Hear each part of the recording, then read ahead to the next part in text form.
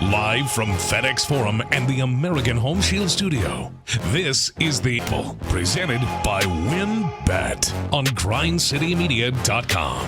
Here's Rob Fisher and Lang Whitaker.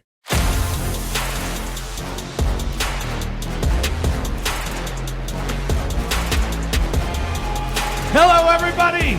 Welcome to the program. It is the Odds Couple presented by WinBet. Rob Fisher, Lang Whitaker with you. We got an interesting show here today, Lang. First of all, hello. How are you? What's up? How are you? Good to see you, man. I know where I'm staying in Vegas next time. That's right. Hey, you got that right. Yeah. We got an interesting show because there was no time between the end of the season, the play-in, and the postseason to actually do like a preview of the playoffs before they began. So we're starting our preview a couple days in. So the key today is going to be getting honesty from these gentlemen with me to tell me what they thought before these series began. Has that ever been a problem? What they think now. We've always been nothing but transparent. Yeah, nothing honest. but an honest show. That's right. That's Lang. We're a bunch of Abraham Lincolns here. John Roser is here as well. How are you, Johnny? How's your jaw? Good to see you. Wonderful. Mine's great. I'm not a Jazz fan. CJ Hurt is in the house with us as well. Hello, CJ. I started to correct Rosa. Like, wait, Abraham wasn't honest. That was George Washington. Then I remember he is Honest Abe. Yeah, George Washington can't. We got a lot of honest presidents in I this think country. George Washington chopped down the cherry. And then, the cherry didn't tree. lie about it, though, when confronted. Yeah. So his father said what happened. He said, I cannot right. tell a lie, father. I chopped down the tree. A lot of honest presidents. So many. A lot of them. Just a whole lot of them. A lot of dishonest presidents, too. So we're going to preview the NBA playoffs. We will talk about the Grizzlies. We're coming off Grizzlies' Game 1 win in Salt Lake City. So if any of these people thought that the Jazz were going to sweep, we're going to ask them to be honest. But that's not going to be the case. We will talk about the Grizzlies a little later. Jessica Benson is going to join us here on the program as well, get her thoughts on the Grizzlies and the NBA playoffs. But first, normally we start the show talking about what we learned from the last week. I want to ask you guys, what did we learn about the play-in? Love it? Hate it? Okay. Is it going to stick around? Give me your total thoughts. I don't like it. Really? I don't like it. Like, why are we playing 72 games if then all of a sudden it all goes out the window for one game or two games? I still don't understand why we're playing all these games. If we want to make the regular season matter, and that's apparently a thing, right? Lang. Right? No. I'm so disappointed in you. That was the wrong answer. I do not like the play-in. All right, we'll get back to Lang in a second. I love the play-in. Yeah, it would have been better if the Lakers could have lost and been out of this whole thing. The Warriors ended up out of it. No, but I like Steph Curry. He's enjoyable. Watching LeBron James get fake hurt every game is just, God, it's getting really annoying. Wow. No, it's awesome. I think it's really cool. I mean, I understand why they do it. The reason to do it is not it's to try to keep teams from totally tanking. Like, and because some of these teams, probably like the Wizards, probably would have just mailed it in for the rest of the season at some point. And the Spurs might have done it too. There are teams that would do that. I don't that think would just so. mail. The Pelicans were still trying to make it up until the end. Like they were trying to do it too. If you're gonna tank, you're gonna tank. You're not gonna mess around and be around the 10 seed. Like, if you're gonna tank, you're gonna be Except 12 Washington and 60. did. Like these teams, they did. Like they were trying to win. They just weren't good. They normally would have. All right, hold on, Lang. I'm going to Sacramento was fighting too. Okay. CJ, I want to get your thoughts though first.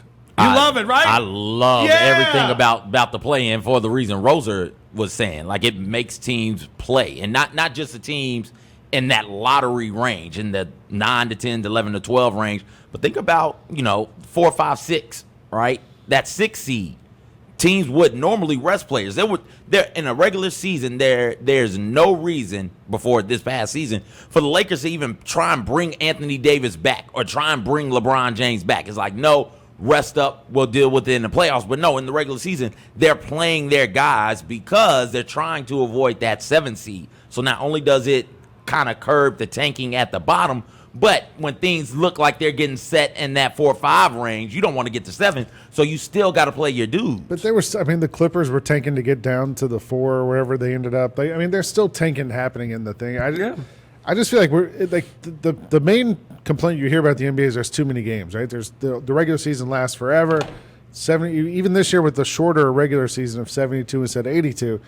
We hear, there's too many games, no one cares, blah, blah, blah, blah, blah. Football's the only sport we don't hear that about. Because there's only 16 games in the NFL and college even less.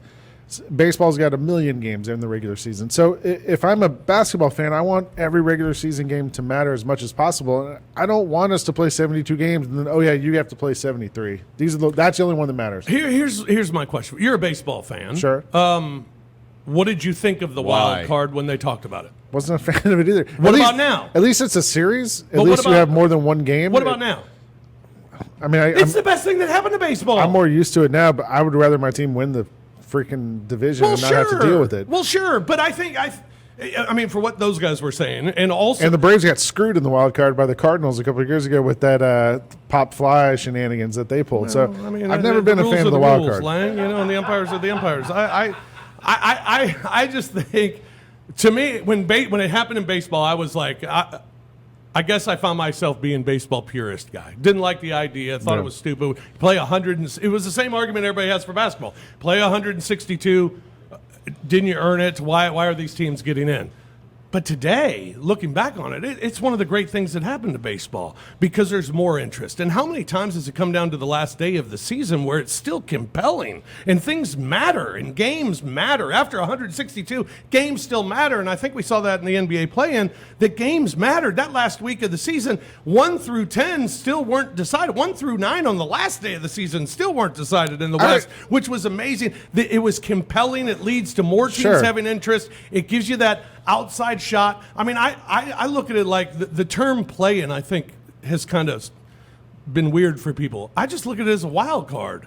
There are two wild card teams that are added, and their road is tough to get in. So I think it was great. I think the ratings showed it, and the number one reason why it's going to stick around is money. I mean, well, yeah, that's obvious. But we got lucky this year, and I think it's going to stick around to where you need to embrace it. It's going to stick around because we got lucky and had the Lakers and the Warriors playing in the thing this year, and so the ratings were through the roof. And it was a great game. It was if that was a regular season game, you'd say, oh, that's one of the great regular season games we've seen. The way they're trading shots down the finish and all that. But again, my point is that if you're going to put stock in these 72 games, then why do some teams get one more game or one less game than everyone else? Because they finished 7th and 8th. But these are just arbitrary numbers we just pulled out of a hat. Because we added wild card teams and changed the whole format of the postseason. So yes, that's exactly what we did. I don't like it. I like the other way. I think you'll come get to off love my it. lawn. You'll come to love it. Just wait till the NBA adds the Elam ending. And what's Lane going to do that when ain't they do happening. that? Man, Yeah, we'll see what that lose his happens. mind. All right, let's talk playoffs. We're going to start in the Eastern Conference. We're saving the Grizzlies for last today. So we're going to start with Eastern Conference. The Brooklyn Nets, going into this postseason, it was amazing to think that the Brooklyn Nets and the Los Angeles Lakers were the favorites in their respective conferences. Yeah. One, a team that finished second, and a team that their 3 stars only played 7 games together all season long. The other, a 7 seed that had to play their way in to the postseason, is the favorite in the West. In the East, Brooklyn. How many contenders for Brooklyn? How many contenders? How many contenders are there in the East? Oh, besides including Brooklyn. I really think Brooklyn's got to be the favorite. And, I mean, the teams that we looked at heading into the season, was Boston was one of them. I think they're probably out of it. I don't know if we still count Milwaukee as a contender. Just they've been through it so much the last few years and kind of stumbled their way in the postseason. I guess maybe the Sixers are the other contender in the East. But to me, I feel like Brooklyn, the story of the Nets is incredible to me. That they did the same thing they did a couple of years ago where they went all in and traded all their draft picks and everything. And this time it worked. They got a first-year coach. And everyone thinks, oh, this is going to be a disaster. What are they doing? How can they do this? And it had a rocky start when Kyrie's not showing up and people are not sure he's burning sage and what. It worked. They're the best team in the Eastern Conference, I think, pretty clearly. And Harden's playing great. The whole thing's filled out together well. There aren't any fans coming to the games, but that's just the Nets. So I think they're got to be the favorite in the East, and I don't really know if I have anyone else on the same level as them. Milwaukee, I think, is the only team that could beat them. Philadelphia? That might no. I think Philly. I don't know. I don't love Philly. I love Embiid. I do love Ben Simmons. I love both of those guys, but I don't know. I'll believe it when I see it with Philly. And you could say the same thing for Milwaukee, but I do think that Drew Holiday thing is going to be huge. I do think that because he can he's going to make life difficult if they play each other. If they got to get by Miami first. Miami's the wild card in the East. Like they are the wild card. To team. me, Like, Miami is the only one that I consider could be a contender. I have the same questions about Philadelphia, questions about Milwaukee. Look, to me, Miami, because they've been there, they got Jimmy Butler, who can be that takeover, win a game guy. We saw it all last season. Yeah, that was they last just year. don't seem like the same team they were last year. I feel like Miami was a bubble contender. It's gonna be interesting, but not in a regular type situation. The Miami thing. I mean, look. If you just look at them this season, when Jimmy Butler played this season, they were awesome. Like they were awesome when he played this season. Yeah. The thing with Miami is, to me, it's to look out for next year when Kawhi Leonard's playing for them. That's the thing next year. I mean, that's like I am so sold on that's happening. Well, the Brooklyn Nets are the favorite to win in the Eastern Conference, and Kyrie Irving is our favorite to listen to here on the Odds Couple. Here is this is great, by the way. Make sure you get out a pen and take notes. All right. Kyrie Irving talking about the 2-year plan. We made a decision 2 years ago to stick with it and build something here. No one really saw the vision probably that we had. We probably won't get the credit until 10 years down the line, 20 years down the line. It's just the way history goes. But, what the intent here was we didn't want to feel the same effects of being out in organizations or being out with different guys throughout this league that, we felt like we could have built something outside of the game with. It's just important to have that synergy. And, a lot of situations and circumstances that we were in, we were trying to be ourselves, but the environment just didn't stick, just didn't fit. And when we came together, we just wanted to be happy. Happiness goes a long way in life, especially when you're playing this game. Everyone likes to look on the outside and observe and say what this person can do or that person can do, and they have no idea what it's like to be in this role or this light to build something special. Some guys are going to get along and it's going to go well. Some guys it's not, and it breaks down towards the later stages of the season. That synergy that you need and that trust. So, yeah, cool. I love Kyrie. No one saw the vision. Pretty clear vision. They went and got Kyrie, Kevin Durant, and James Harden. They didn't have their third eye open. They didn't see the mind grapes, what was happening, and smell the sage. And then people won't appreciate it 10, 20 years from 20 years from now, we'll understand. He's like Jesus or something. Yeah. Like, people don't understand what I'm doing. All right, so Brooklyn taking on Boston. I don't think it's going to be a series. Would Washington have given them a series with the momentum they had and Russ? No. That game one the other night, it was like I watched the whole thing, and Brooklyn didn't really play that well. I mean, that was the thing. And maybe some of that is Boston and Brad Stevens game planning defensively, but Brooklyn played well for maybe a quarter total in that game where they played well, and they won by 11. They still don't look like 100% comfortable playing together. No, they don't. They haven't quite figured all that out, and there's weird lineups and rotations and stuff. But I said when they hired Steve Nash, I was like, look, he's going to be an awesome coach in this league. I'm surprised he wants to do it, right? Because it's so much work being a coach in the NBA. But just knowing Steve and his personality, and he's made this thing work. They have to be, I think, the number one contender in the East. Yeah. Knicks, Atlanta. Who you like?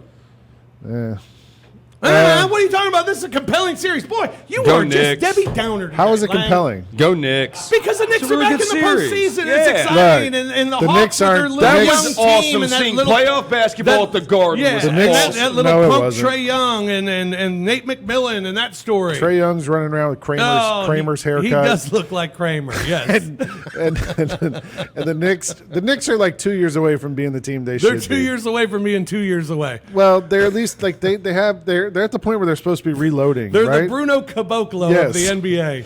They're supposed to be reloading, and they're not quite what they're going to be in a year or two. And I mean, if you're the Knicks, great, you made the playoffs for the first time in since 2013.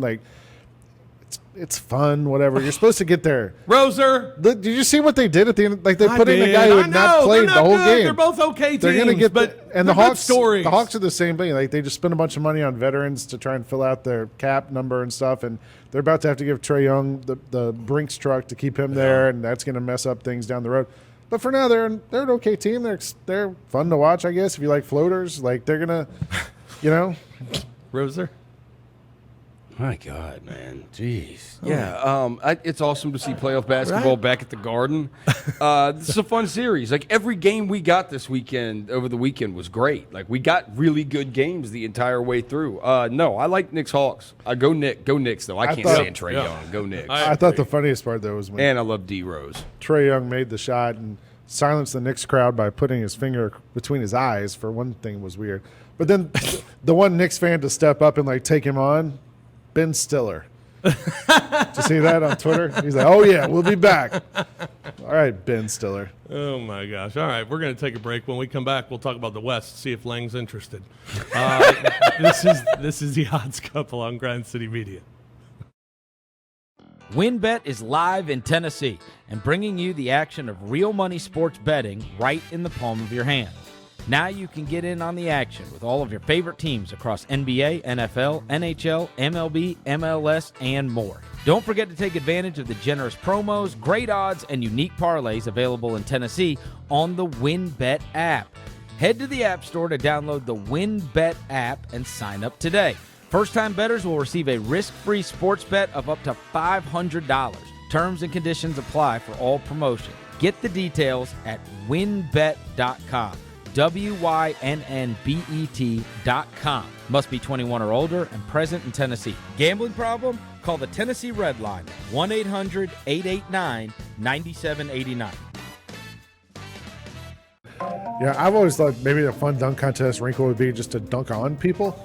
Instead of jumping over them, have them stand there and make a half-hearted attempt to block your dunk and then just destroy them. Okay, yeah, but then who's going to sign up for that? Who's like, yeah, I'll be the poster. Join Lang Whitaker and me, Kelsey Ray Johnson, every Thursday as we debate the hottest topics in the NBA. IMHO on grindcitymedia.com, YouTube, and our social channels.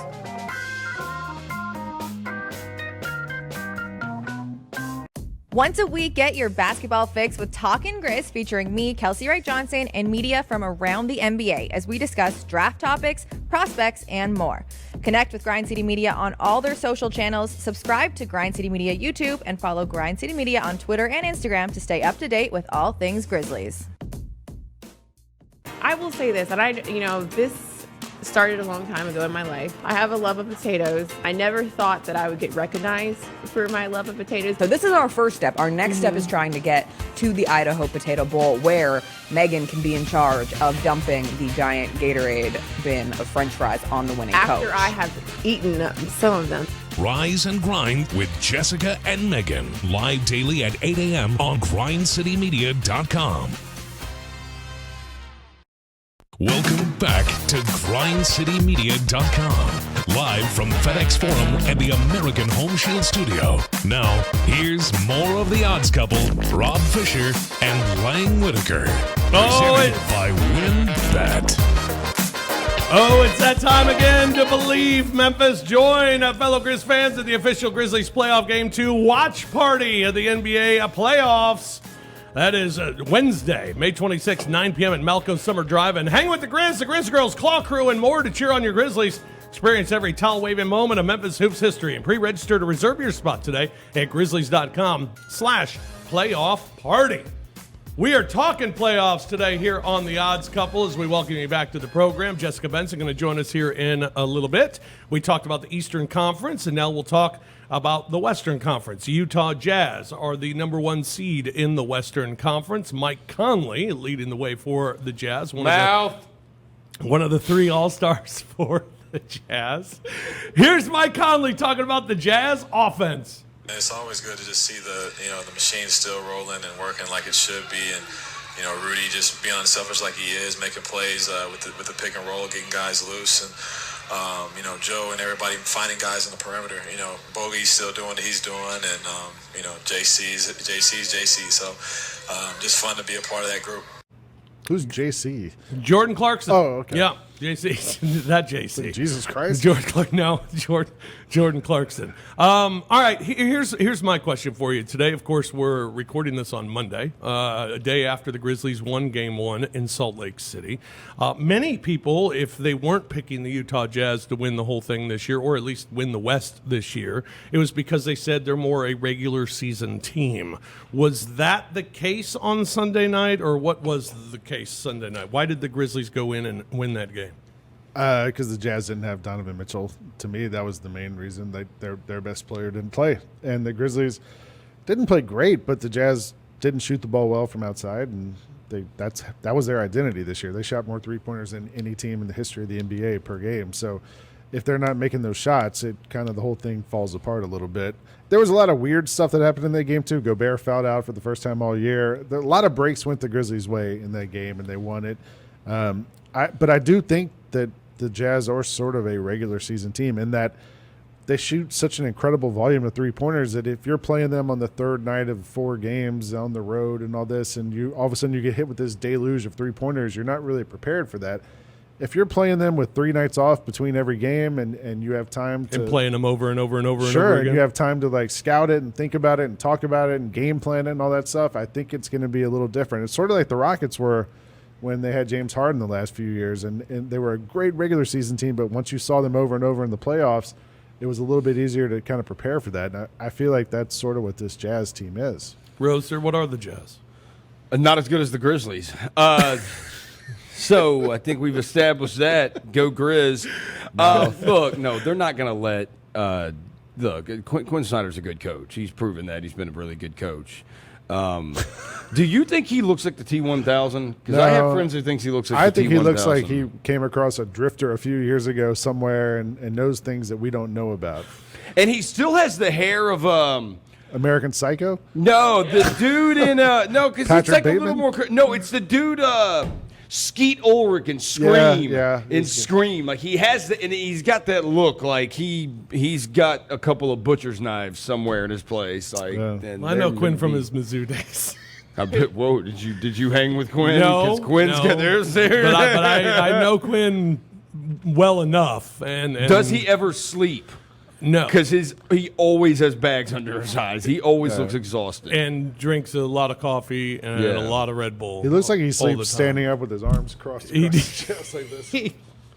I can't believe that he's done what he's done. I can't believe he's had the success that he's had in the NBA. I'm stunned by what happened in Missouri and that whole situation. And he literally had to go all the way to the bottom and come all the way back up. He did, and I'll never forget walking down the hallway at Staples Center. The Grizzlies were playing the Lakers, and the Defenders had played beforehand, and Quinn Snyder was coaching. And to see him walking down the hallway carrying a bag of basketballs. Yeah. And I saw him, and he was like, "Hey, what's going on, man?" I was like, "Hey, how you doing?" He's like, "Just going through the grind." And I was like, boy, he went through the grind. I mean, the Jazz did, too, for a team to – so often in the NBA these days, we see these teams just reload and they go get 3 superstars and they trade all their picks. This is the same Jazz team they've had the last couple of years since the Conley trade. It's the same group of people, and they always think, oh, well, you got to rebuild the whole thing. And everything. They just figured out a way to be different than everyone else and be better at it than everyone else and had the best record in the NBA this year because of it.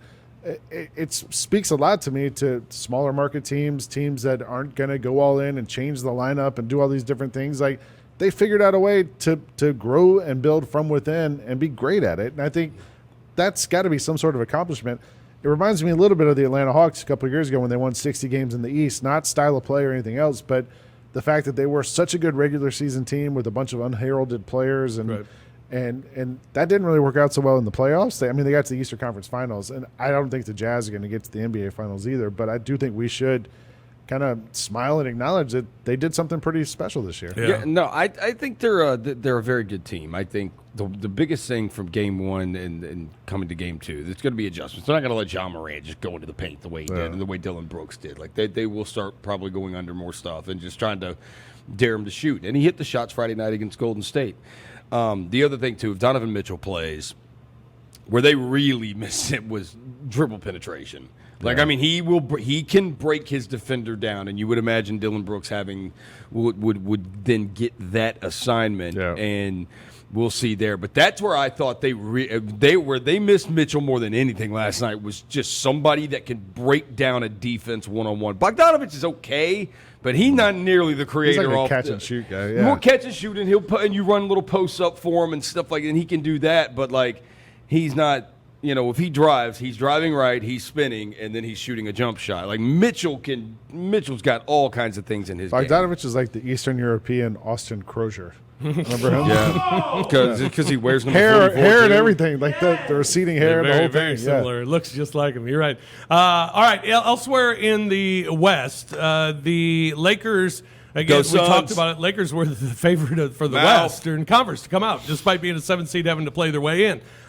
I like Phoenix in this series. Yeah. I just think Phoenix is a much better basketball team. I know they're young. I know this is their first experience for a lot of these guys, but I just think they're that good, and I don't think the Lakers are very good right now. I don't think they're. I mean, the Lakers look tired. They look tired. Yes, for the first time in a long time. Understandably, sure.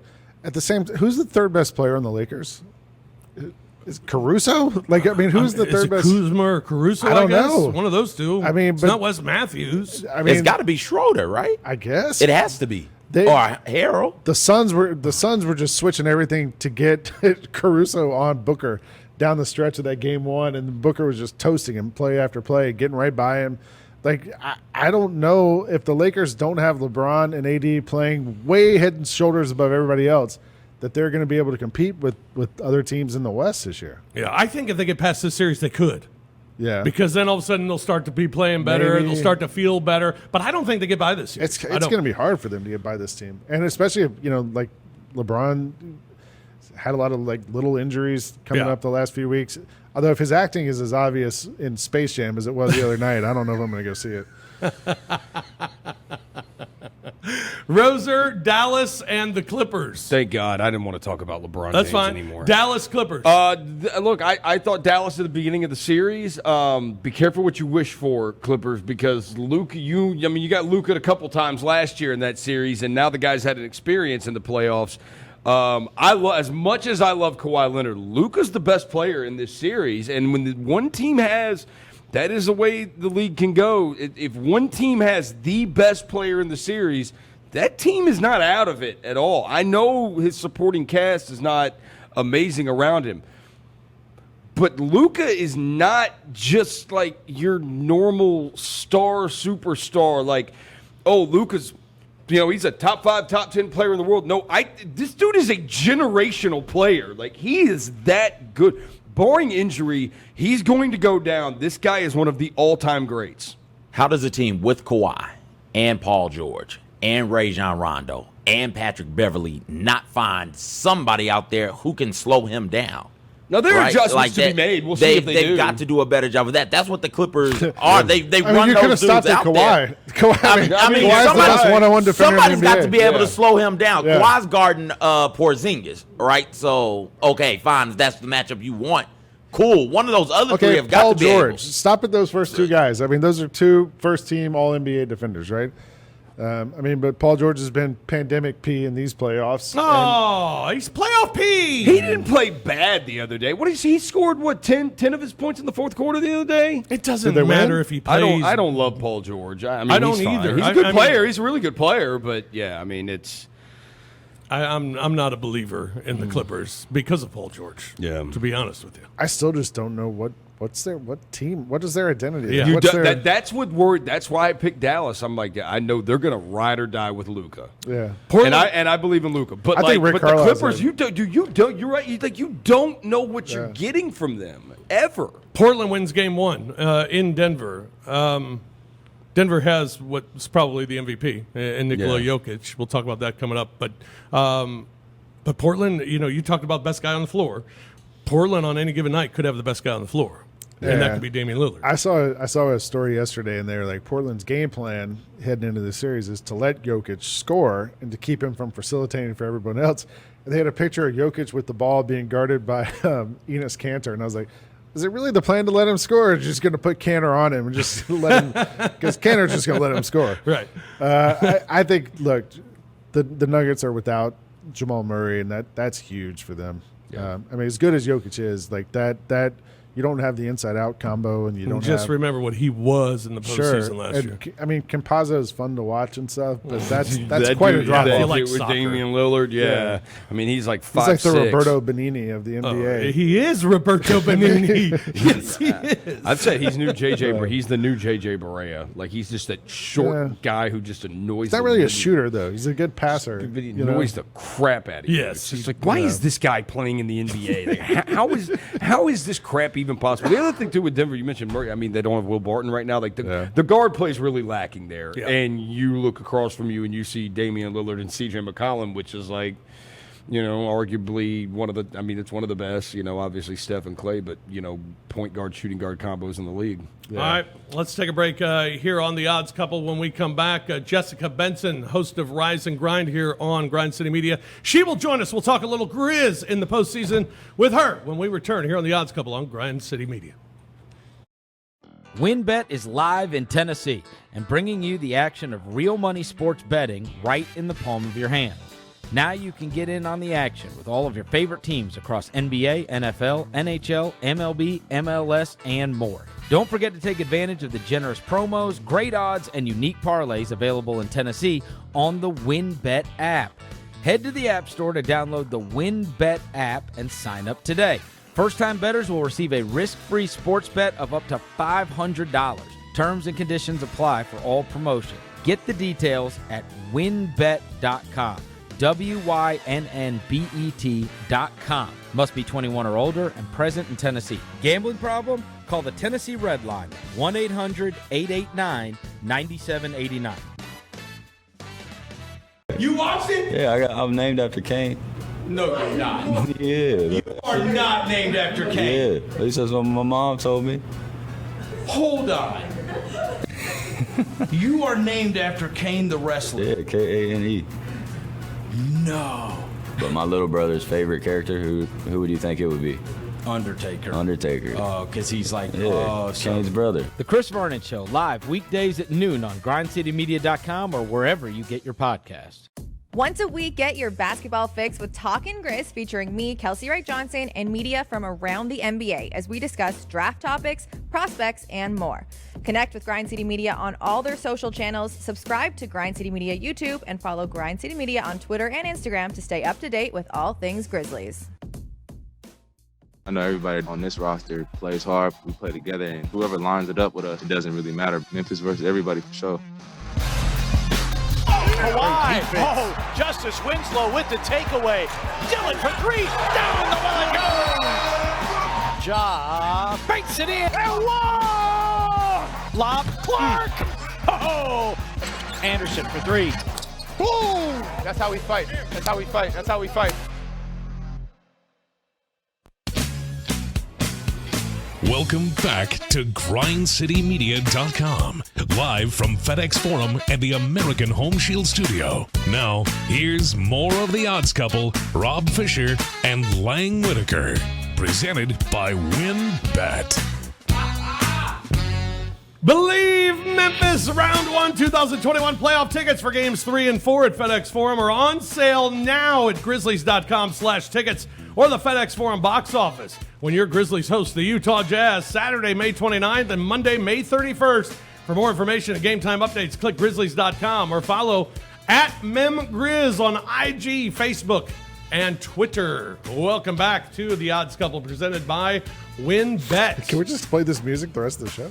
Got some new music on the show. This is exciting stuff. Playoff basketball. Welcome back to the program. Grizzlies, the Grizzlies. We're going to talk a little Memphis Grizzlies. They are leading the Utah Jazz 1-0 in their best-of-7 Western Conference playoff series as the Grizz knocked off the Utah Jazz in Game 1 in Salt Lake City. After the game, I had a chance to visit with John Morant to talk about the Grizzlies' defense, the win, and what's to come. we just had to, pick up our pressure. We got to be aggressive with this team. We can't let them, get comfortable. They're very talented, can score in, many different ways. So we just had to pick up our pressure, be very active defensively, in our shifts on ball.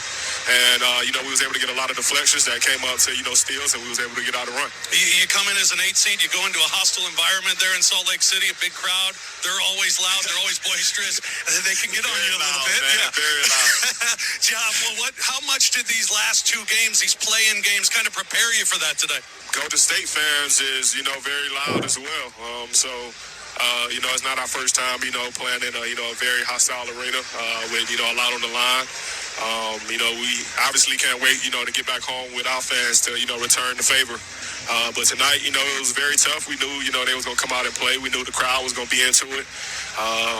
We just had to lock in, man.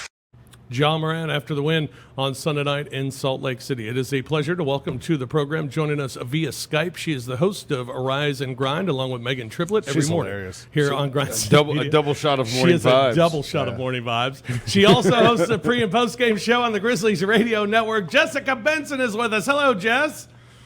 Hello. I'm happy to be here and to be hilarious.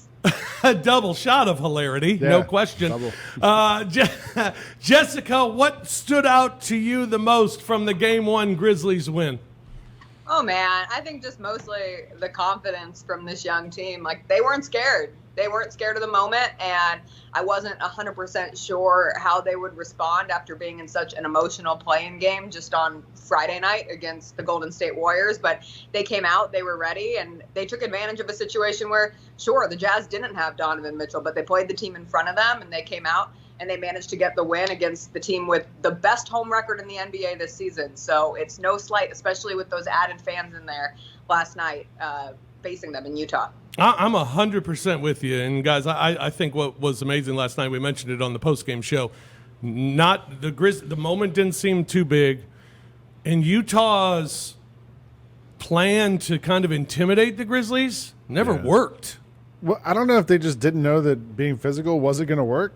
Because, the Grizzlies, that clearly was, from the start, you and I talked about it off air, Ingles was, trying to get Dylan riled up before the tip even started. And then the only time that I thought, a little bit was there was 7 minutes to go in the third quarter, and the Grizzlies looked tired for the first time in a while. They just looked like they were worn out, and the Jazz hadn't played a game in a week. The Grizzlies are coming off all these games, playing their way to get to this point. I thought, maybe the Grizzlies are going to run out of steam here a little bit, but then they found it again, and it didn't really seem to matter who got in the game. They got things to work in their favor, and the start of the fourth quarter, the bench guys came in and produced and put up points, and everything seemed to click for the Grizzlies last night. And I know there's going to be times where it doesn't click like that at some point in these playoffs, but for a team that struggled to kind of find their footing on and off throughout the season and get some consistency, they picked a heck of a time to kind of find it. Yeah. Jessica, it's I think going into the series, obviously you look at it as a 1-8 series, and you think Utah's a better team. Utah's, should win the series. That's why they're the 1 seed, and the Grizzlies are number 8. But now the Grizzlies taking Game 1. What is your view on this series now going forward?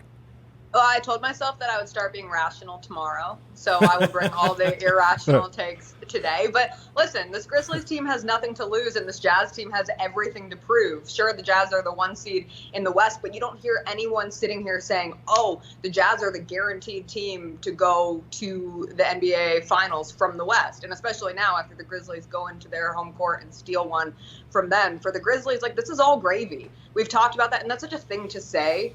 And it's a thing that teams who are predicted to lose say to make themselves feel better about the situation often. But it's really the truth with the Grizzlies. Every single game from this point forward is just an added bonus for this season. And I would be very scared of a team with that kind of mentality going forward. And the Grizzlies, like we just mentioned, they believe that they can win.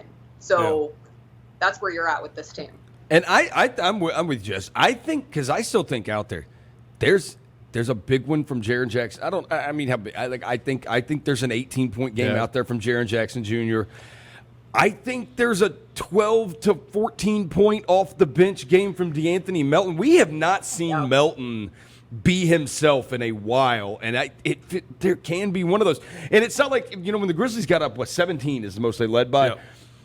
If they would have ran away with that game, I would have a little bit more concern about how they're going to do in game 2, because at that point, like, what are the adjustments you really make when you win by a ton? But they only won by 3, and they had some missteps down the stretch. The Bogdanovich stuff, figuring him out.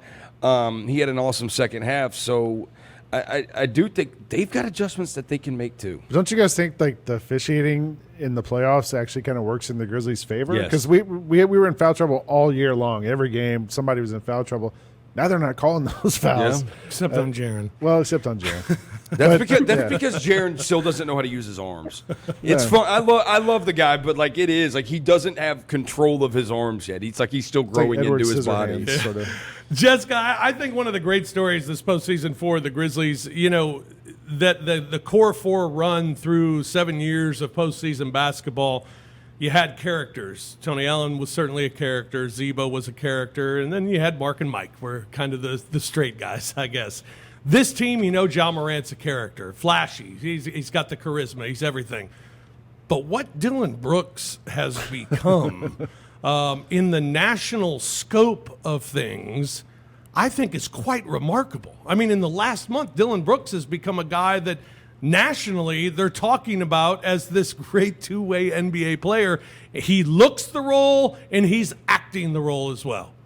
Yeah, last month, try the last week. Like my timeline during Grizzlies games is just Dillon Brooks. And that's not from Memphis people. That's from national NBA writers and just basketball fans across the country, period. And I keep thinking back to that quote Dillon Brooks gave back in March where he said he was looking forward to the postseason, to the playoffs, because that's when players that people don't know their name, you come in and you become a household name. And I feel like he took that incredibly personally. And it's not just the fact that he shows up to his post-game press conferences in his little flashy sunglasses, and that's a nice little addition to it all. But when you're out there headbutting or like love tapping, whatever we want to call it, one fourth of the core 4 in Mike Conley, and I get it, like you had a relationship with him too, but you're driving everyone crazy. Nobody is immune to the Dillon Brooks virus, and he is out there, probably poor choice of words in these trying times, but he is out there to make everybody's life miserable. You see it night in and night out, and every player is talking about it. He is the kind of player you love it when he is on your team, and you absolutely despise him when he's playing against you. It's just really like people getting to see it now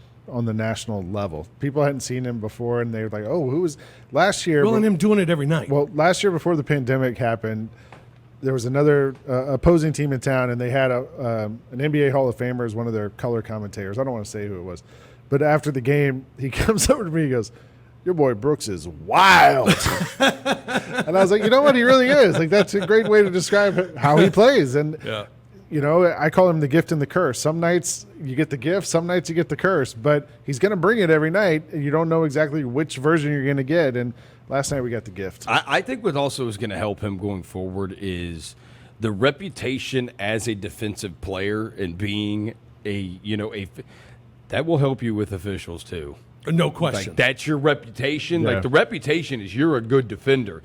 So you can get away with a little more when that's your reputation. It helped Tony Allen. There's no doubt about it. Tony was also really friendly with the referees. Yeah, no doubt. Knew how to make them laugh. Jessica, what else stood out from you first couple of days of the playoffs? What series intrigued you? Ooh, I loved watching that Knicks-Hawks game leading into the Grizzlies game yesterday. Obviously, all the attention was on the Knicks being back in the playoffs and all the fans in Madison Square Garden, and it looked like an incredible time. And then for Trae Young to just come out there and spawn shush all the haters and demand for more F-bombs to rain onto him. He can't get enough of it.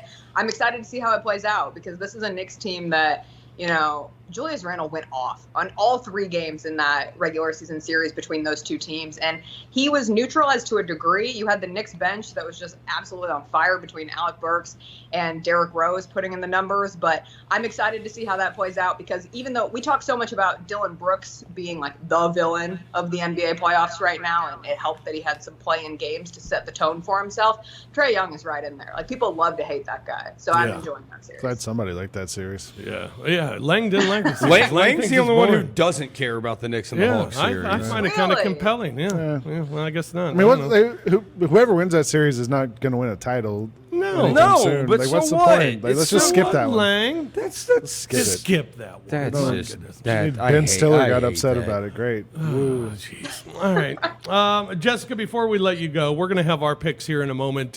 Your picks for the MVP and Rookie of the Year this year. For MVP, have to go with Jokic, although I will say that Steph Curry in all his glory. I mean, I think back like a month ago when his name first started getting in the mix of things, and I was like, it'd be good and great if he could keep it up for the rest of the season, but there's no way he does that. Well, he did. So I at least have to give him an honorable mention. Plus, I live with a psycho Warriors fan, so I would not have a place to sleep tonight if I didn't say that. And then for Rookie of the Year, I would have gone with LaMelo Ball, but I got to go with Anthony Edwards and how he ended up finishing out the season for Minnesota. And he played every game. Yeah. Exactly. I think that's the biggest thing with Edwards. I'm going to throw it out there again, and he'll get votes. Chris Paul's the MVP of the NBA this year. Chris Paul, you the real MVP. Chris Paul's the real MVP of the league this year. All right. Jessica, it's always a pleasure. Thank you so much. We'll be tuning in, Rise and Grind each morning yourself. Megan Triplett, just double doses And of CJ. hilarity. And CJ. And CJ's there too. Absolutely, he is. just Triple sitting about. He doses. was just forgetting about you. No, I didn't forget. No, CJ's there too. CJ's a big part of that program as well. No doubt about it. Jessica, Some thank might you say so the much. headliner, honestly. Well, yeah. Well, I don't know if I go there. I think Jessica is really. Yeah. I hate you guys. We're just trying to make up after we had that 1 week of tearing you down. The week we the fish was so that mean. week that Lang, it was his idea. Jessica will be listening as well on the radio. Jess, did you fill out multiple NBA playoff brackets? No, I did not call it playoff brackets, and I will not call it a tournament either. She only does that for the NCAA tournament. Yeah, guys. the tournament. I'm sorry. Jessica, thank you much. We appreciate your time. Bye, guys. Good to See see ya. you. Thank you. See ya. All right, Jessica Benson joining us, host of Rise and Grind and the pre- and post-game show on the Grizzlies Radio Network. You'll hear her again Wednesday before and after the Grizzlies take on the Jazz in Game 2. All right, time for our picks here this week. I'll go ahead and get us started with Fish's 5. Yeah, I went Miami Heat in the East. I know. You look shocked when you saw your picks I come was up. like, did I really do that? I like the Utah Jazz. And Miami Heat, it's only because I think they're the only team that can even scare Brooklyn. Rob Really, I took don't his believe own in any breath other away. team. So I'm going Miami because I don't want it to be Brooklyn. I think it's terrible for the NBA if it is Brooklyn. Guys who only play 8 games together an entire season and they go on and win an NBA title. I mean, why wouldn't that be the case going forward where you just rest guys all year? So it can't be Brooklyn. That'd be bad. I like the Utah Jazz. I don't think they're just a regular season team. I'd love for the Grizzlies to knock them off. Don't get me wrong. But I like the Jazz the way they move the basketball, get open looks, and they have so many scorers on the floor, especially when Mitchell comes back. So I'll go with Utah. MVP is Jokic. I had Steph Curry down there probably just because of seeing him twice in the last couple weeks, just how phenomenal he is and how he carries that team. But Didn't make Jokic the to do playoffs. it, didn't make the playoffs, and for Jokic to do it all 72 games, and then when Jamal Murray went out, they didn't miss a beat. I'll go with Jokic and Anthony Edwards, playing every game, and his second half of the season, to see his growth from day one of the season to today was remarkable. I just think he got continually better, and with Ball's injury, I'll go with Anthony Edwards. Yeah. Lang? I went with LaMelo as Rookie of the Year only because they at least made the play-in, and I know he Yeah. was hurt, and they got crushed in the play-in game they were in, but he had to do a lot more, I felt, for that team. He had the ball in his hands. It was the point guard and had to make decisions and stuff. The T-Wolves were basically tanking most of the year, and so Edwards, there was no pressure on him to do anything. I went with Jokic also, same reasons. I don't really like any of the teams in the playoffs to be like the runaway favorite as the champion. Like Brooklyn in the East, and I went with Phoenix in the West, but I don't really know if there's like any like runaway team that we say, it's got to be this team. It's about time, huh? Right? Yeah, it's like pretty flat. It's a flat earth, like Kyrie Irving's warned us about for years. So, Roser. Anthony Edwards, Rookie of the Year. Look, Jokic is there as MVP because he's going to win, but Chris Paul's the MVP of the league. I'm going to go Brooklyn in the East. Scratch the Jazz, Grizzlies in the West. Yeah, there you go. And the Brooklyn Nets are going to win the title because they have Kevin Durant, Kyrie Irving, and James Harden on the same team, which is just. I mean, I was listening to, I think it was Zach Lowe and David Thorpe, and they were like, we haven't obviously seen it because they haven't, at this point, they'd only played 7 games. Now 8 games they've played together. They're like, but we do think, like, and who knows if we'll see it this year or maybe because maybe we don't. Maybe it's next year. He was like, but, like, we do think, like, there is a level that they can get to, those 3 guys that we've never seen before in the NBA. We've never seen anything like it, and maybe it takes till next year to see when they get more games under their belt together. There's also just not a villain waiting for them. There's not a team that you're thinking, oh, we can't wait till we see this team get up again. Like who in the West do you think is going to have the best shot at them? Milwaukee. In the East, the West. The West. I mean, the Lakers would, just because they have LeBron and Anthony Davis, and the whole world loves to. Never mind. I mean, it's good God. LeBron, he is so fake. Roser's going to be the bad guy that LeBron has to beat at the end of Space Jam I am 2. channeling my inner Skip Bayless. I agree with everybody. I think we all got the same person for MVP. I'm going to go LaMelo. Had a better season not a better season. Had a really good season on a team that, like Lang said, got to the play in Anthony Edwards while he had a really good first year. His team wasn't playing for anything. Getting to play-in has to matter in that. So give me LaMelo there. I disagree with you guys entirely on this Brooklyn team. I think that the East has 2 and a possible contenders. The 2 contenders would be Milwaukee and Philly, and the possible is Miami. I don't think there's enough defense on that Brooklyn Nets team to get stops. I really like the way that the 76ers are built. That's why I got them coming out the East and why I got them winning it all.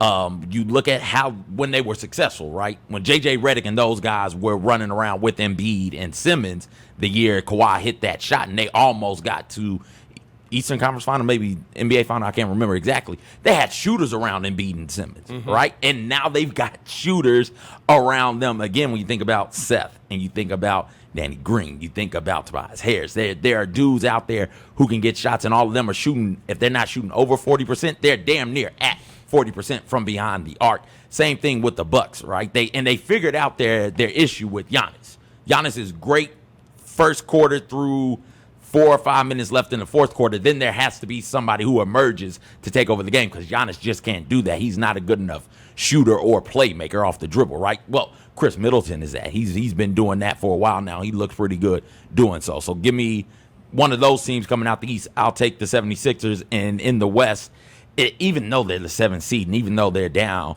a game or two to the Suns, give me the Lakers, man. LeBron James, Anthony Davis. It's crazy. We thought they won the championship. We thought they upgraded everywhere, right? They got Marcus Gasol. They got Schroeder. They got Montrezl Harrell, right? Those are major upgrades to a championship team. Those pieces just got to start playing like it. I think the Lakers will get this thing figured out, sorted out, and get back to the NBA Finals. All right. Well, there you have it. Yeah, boo. Roser not a fan. Roser not a fan. No. All right. Well, that's going to do it for us here on this edition of The Odds Couple as we talk NBA playoffs. We will be back next month talking U.S. Open after Phil Mickelson. How about that? Winning the PGA. Pretty amazing. The PGA, right? Isn't that what he just won? Yeah. I missed the subcutaneous fat, Phil Mickelson. Remember that one? What word did you just use? Phil Mickelson said he had subcutaneous fat. He also said he wasn't a gambler. No, yeah.